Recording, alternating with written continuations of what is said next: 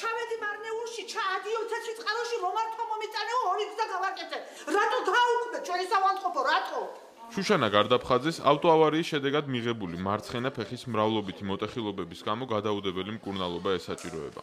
ის საყოველთაო ჯანდაცვის პროგრამაშია ჩართული, თუმცა ამ სერვისს თავის რაიონში ვეღარ იღებს. თეთრი წყაროს საავადმყოფო 10 ივლისს დაიკეტა. გადაუდებელი პაციენტები მათ სხვა რაიონულ კლინიკებში გადაჰყავთ. ჯერ თბილისია ჩვენთვის მიუწვდომელი და გინდაც მარნეული.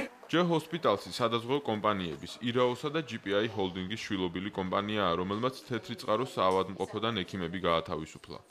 პატარა საავადმყოფოების არსებობა და მათში მრავალპროფილური სერვისების შენარჩუნება არის საკმაოდ პრობლემური და თქვათ ფინანსებთან არის დაკავშირებული. ექიმებმა უფუნქციოდ დარჩენილი მაღალ ტექნოლოგიური აპარატურით აღჭურვილი საოპერაციო ოთახები ჩვენთვის გააღეს.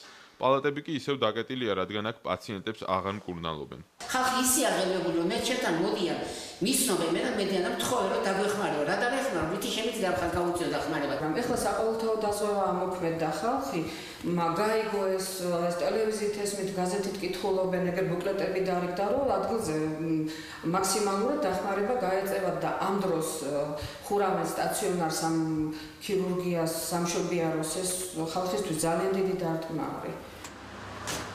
1 ივლისიდან, როცა საყოველთაო ჯანდაცვის პროგრამის მეორე ეტაპი ამოქმედდა, საქართველოს იმ სახელმწიფოების რიგ შეუერთდა, სადაც მოქალაქეების 100% უნდა დაზღვეულიყო. დღეის მდგომარეობით სამკურნალო დაწესებულებების უმეტესობა სადაზღვეო სექტორს ეკუთვნის. თუმცა კომპანიებში არსებული ფინანსური პრობლემების გამო, მათი გათვლებით მალე საავადმყოფოები წალკაში, ბაღდადში, ყაზბეგსა და დუშეთშიც დაიხურება.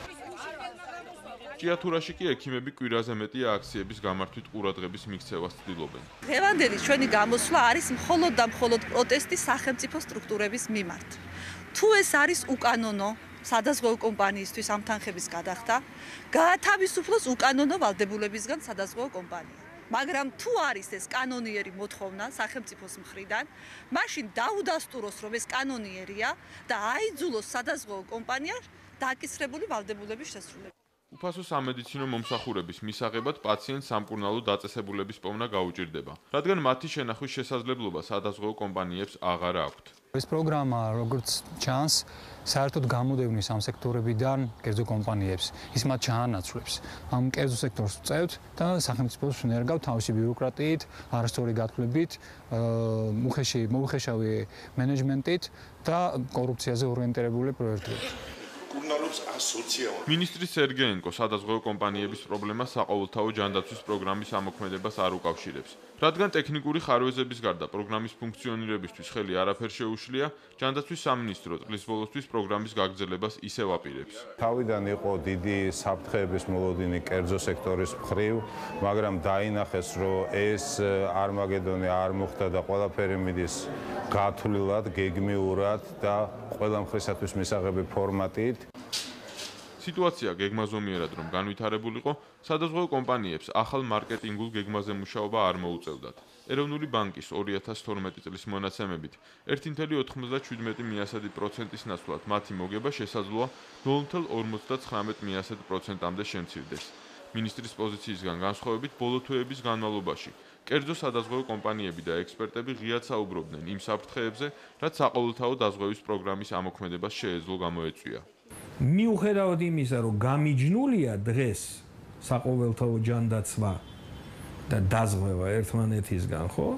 დადგენილებები ესეა ფორმულირებული, უკვე დაიწყო ზეწოლა კერძო დაზღვევაზე, ანუ გაუქმების მოთხოვნა მნიშვნელოვნად გაჯდა ადამიანების ხილვად.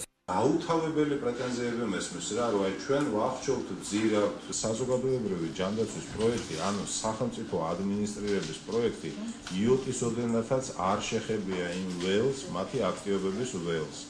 ანუ ჩვენი ამ აქტივობებით მათ საფრთხე არ შექმნიათ. პირიქით, ჩვენ რო არ ჩავერიოთ ამაში, რამოდენიმე კომპანია მათგან მაღალი ალბათობით გაკოტრდება.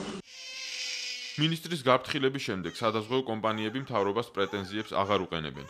ისინი 1 სექტემბერს ელოდებიან, როცა საბოლოოდ უნდა გადაწყდეს ყველაზე დიდი 2 მილიონიანი კონტინგენტის, უმწეოების 5 წლამდე ასაკის ბავშვებისა და პენსიონერების დაზღვევის საკითხი. მინისტრის გადაწყვეტილებაზეა დამოკიდებული, ვინ მიიღებს მათ დაზღვევაზე გამოყოფილ მილიონებს. ბოლო პრესკონფერენციაზე ჯანდაცვის მინისტრი სადაზღვევო კომპანიების ხელშეწყობის სურვილს გამოთქვამდა. ეხლა ჩვენ შევდივართ გარკვეულად ფინალურ ან ესე ვთქვათ გადამწყვეტ ფაზაში. ეს ფაზა თავისი შინაარსით მოიცავს თითოეული კომპანიის მათი სურვილის შემთხვევაში ინდივიდუალურ შესწავლას და მათი ფინანსური პრობლემების არსებობის შემთხვევაში გარკვეულ მხარდაჭერას რესტრუქტურიზაციის სახით სახელმწიფოდან. თეთრი წყაროს რაიონის მცხოვრები შუშანა გარდაფხაზისთვის მნიშვნელოვანი ხელმისაწვდომი ჯანდაცვაა, რომელსაც ის ვეღარ იღებს. სხვა რაიონში წასვლამ კი შესაძლოა ჯანმრთელობის მდგომარეობა გაურთულოს. თეთრი წყაროდან მარნეულამდე განვლილი გზა ზოგჯერ ფატალური შედეგით სრულდება. მე გაგზავნეს მარნეულში დედაჩემი. გზაზე ცუდად გამიხდა და ფიქ მომიკვდა უკვე.